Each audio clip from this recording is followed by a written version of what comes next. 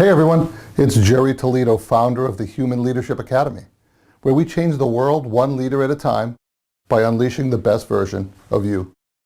Thanks for tuning in to today's leadership lesson, where we'll cover a question from Claude on the biggest detriments to leadership. So Claude's question is, Dear Gerry, you've shared some of the attributes that are critical to leadership, but throughout my career, I've had more than my share of bad bosses.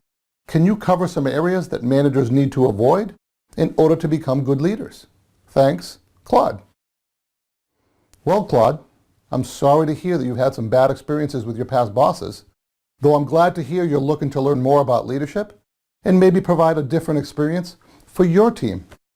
One thing I should highlight right up front is that there's something to be learned even from the worst managers.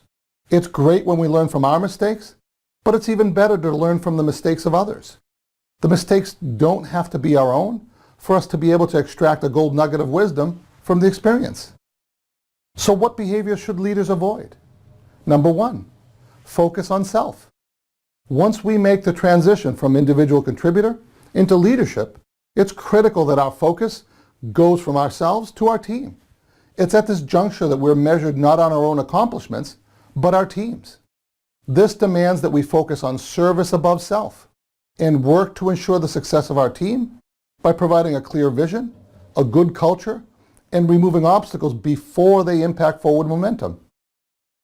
A good leader knows that their success is inextricably intertwined with the success of their team.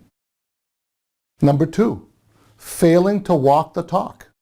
We can't expect to say one thing to our team and not adhere to the same standards. Leaders inevitably spend a lot of time in the spotlight. Although that should never be the goal, it's important that they always behave in a way that's in alignment with the expectations they've set for their team. Although it sounds cliche, lead by example does apply in this case. Our team is constantly looking for us for guidance and reassurance. It's important that the guidance we provide, whether intentional or not, represents the message we really intended. One way we can walk the talk is to be self-aware and ensure that we have a clear understanding of what our predisposed behaviors are and work to regulate those behaviors. Negative emotion will tear down the credibility and respect we've built with our team with a single incidence of rash or impulsive behavior. Number three, not making time for the team. Our team is our biggest asset. It's important that they have access to their leader in times of need. We're never going to have spare time, so it's important that we make the time. We make time to provide direction, reassurance, and remove obstacles for our team.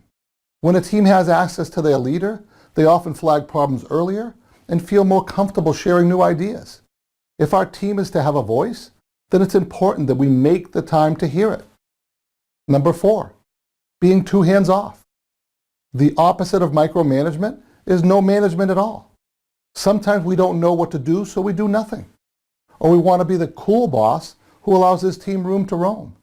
Empowerment is a wonderful thing, but that's not what we're talking about.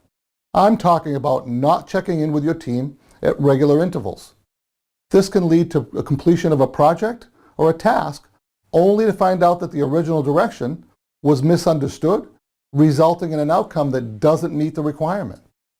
Number five, lack of vision.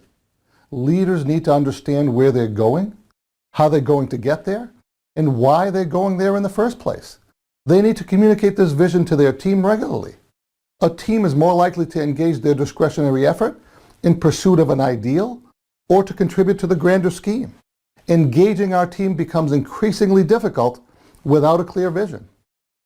Number six, not delegating effectively. We've covered this subject in other trainings, so I won't dwell on it too much. You should check out our training on how to delegate, as well as the top delegation myths. Leaders who are immersed in tactical activities have less time for higher priority strategic tasks. This behavior also detracts from the efficiency of the team. It's impossible to optimize efficiency if tasks aren't addressed at the right level.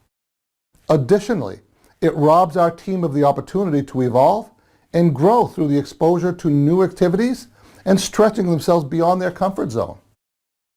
So let's bring it all together. The key to success as a leader is to not focus on our own success, but to focus on our team. Give to your team and they will give back to the company and to you. Take the time to connect with your team and they'll truly engage, producing levels of efficiency that otherwise would be impossible. You can struggle alone or you can have an army at your side. You decide. So Claude, thanks for the question. I hope it helps your situation and keep the questions coming. Did you like this video? If you did, then please leave a comment below and share with your friends. Maybe you have a different perspective on the subject. We'd love to hear your insights. Please join our channel on YouTube, like us on Facebook, and go to gerrytoledo.com to receive more free leadership lessons each week. We often send out free content that may not be on our other forums, so be sure to join our email list. Thanks for watching, and remember, step up, take the lead, and make a difference.